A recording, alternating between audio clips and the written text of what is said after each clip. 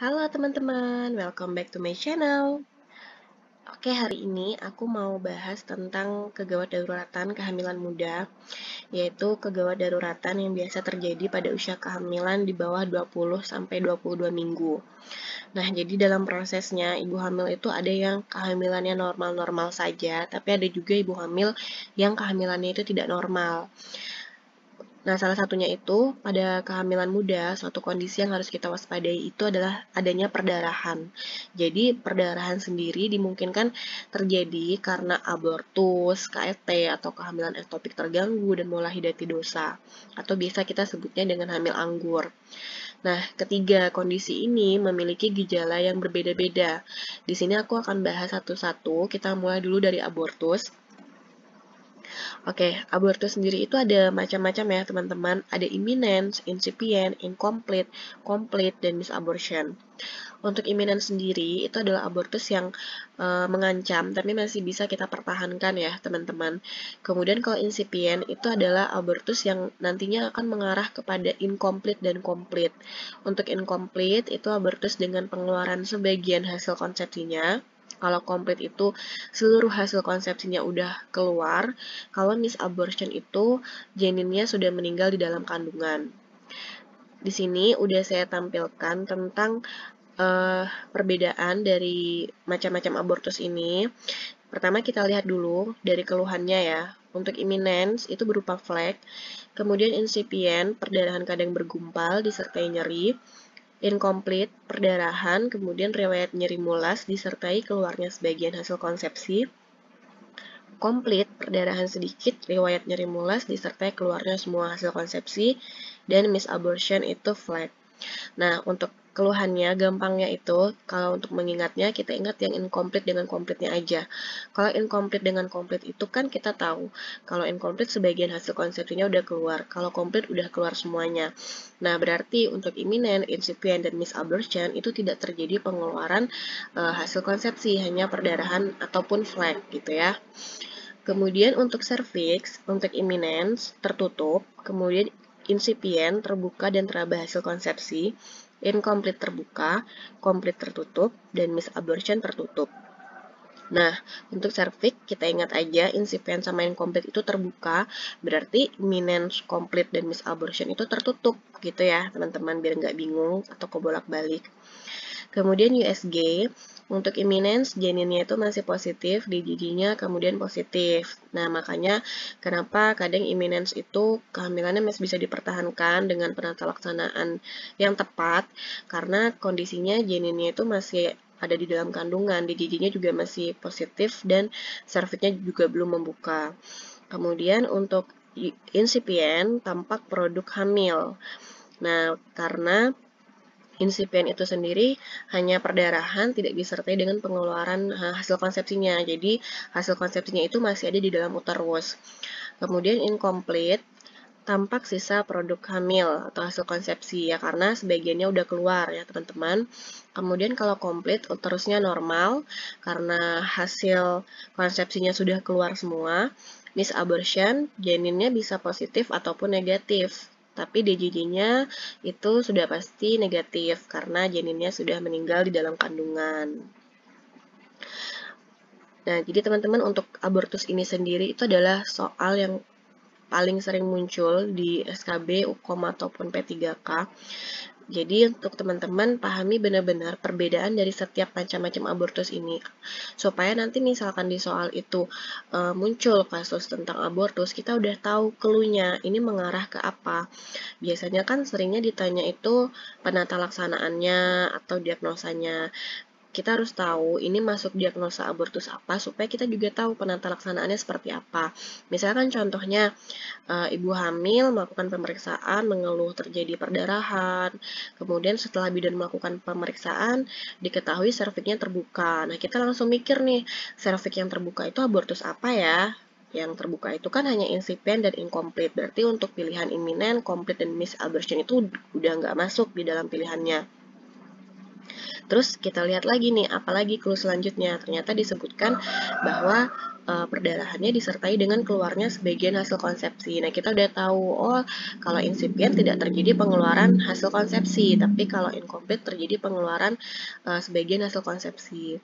Sehingga untuk penata laksanaannya kita bisa menentukan kalau incomplete ini harus bagaimana. Biasanya untuk incomplete itu dirujuk, gitu ya teman-teman. Nah, selanjutnya adalah penata laksanaan dari abortus. Yang pertama, abortus iminen. Abortus iminen karena kondisinya janinnya masih di dalam kandungan, DJJ-nya juga masih bagus, cervix-nya tertutup, maka yang paling tepat itu adalah tirah baring atau bed rest total. Si ibu tidak boleh melakukan kegiatan-kegiatan berat, ya, jadi benar-benar istirahat. Kemudian yang kedua, abortus insipient rujuk, karena abortus insipient nanti akan mengarah kepada kejadian abortus incomplete ataupun komplit. Kemudian yang ketiga, abortus incomplete rujuk juga, karena sudah terjadi pengeluaran sebagian hasil konsepsi, sehingga harus dilakukan evakuasi jaringan. Kemudian yang keempat, abortus komplit, tidak perlu dilakukan evaluasi keadaan ibu setelah 2 minggu. Nah, kenapa tidak dilakukan evakuasi? Karena sudah keluar semua hasil konsepsinya, sehingga yang perlu kita lakukan biasanya adalah manajemen pasca abortus, termasuk di dalamnya konseling tentang kontrasepsi kepada ibunya. Yang kelima, misabortion juga rujuk untuk dilakukan dilatasi atau kuratase. Oke, selanjutnya adalah kehamilan ektopik terganggu. Kehamilan ektopik terganggu itu biasanya berkaitan dengan karena sel telurnya yang sudah dibuahi dalam perjalanan menuju endometrium tersendat sehingga embrio sudah berkembang sebelum mencapai kavum uteri dan akibatnya akan tumbuh di luar rongga rahim. Jadi kalau kehamilan normal itu kan di dalam uterus, tapi kalau misalkan kehamilan ektopik terganggu dia itu di luar. Misalkan yang paling sering itu terjadi di tuba falopi kehamilannya atau di rongga perut gitu ya. Nah, untuk tanda kehamilan ektopik terganggu ini sendiri, yang pertama adalah adanya sakit perut mendadak yang mula-mula terdapat pada satu sisi, kemudian menjalar ke bagian tengah atau ke seluruh perut sehingga menekan diafragma. Kemudian serviks tertutup, perdarahan dari uterus tidak banyak dan berwarna merah tua, nyeri goyang porsio, kavum Douglas menonjol dan nyeri raba, dan penegakan diagnosis dibantu dengan pemeriksaan USG. Oke, untuk kehamilan ektopik terganggu ini sendiri, kita memang harus tahu ya clue-nya, itu supaya pada saat kita menjawab soal juga kita tahu ini mengarah ke diagnosa apa. Tetapi yang paling sering muncul itu biasa di soal disebutkan nyeri goyang porsio dan kavum Douglas menonjol. Nah, itu kita udah bisa tahu kalau nyeri goyang porsio itu mengarahnya ke kehamilan ektopik terganggu. Gitu ya, teman-teman. Nah, untuk penata laksanaan KET sendiri itu harus rujuk, karena ini tidak bisa ditangani di fasilitas pelayanan kesehatan seperti di BPM. Dia harus ke vaskes yang lebih tinggi lagi. Karena untuk kehamilan ektopik terganggu juga tidak bisa dipertahankan, bisa membahayakan ibu dan janinnya. Kemudian selanjutnya adalah mola hidatidosa. Yang paling sering kita sebutnya itu adalah hamil anggur. Jadi, mola hidatidosa, kehamilan mola merupakan proliferasi abnormal dari villi choriolis. Tanda adanya mola hidatidosa itu biasanya sangat bervariasi ya, mulai perdarahan mendadak disertai shock sampai perdarahan samar-samar sehingga sukar untuk dideteksi. Seperti hamil muda, tetapi derajat keluhannya sering lebih hebat.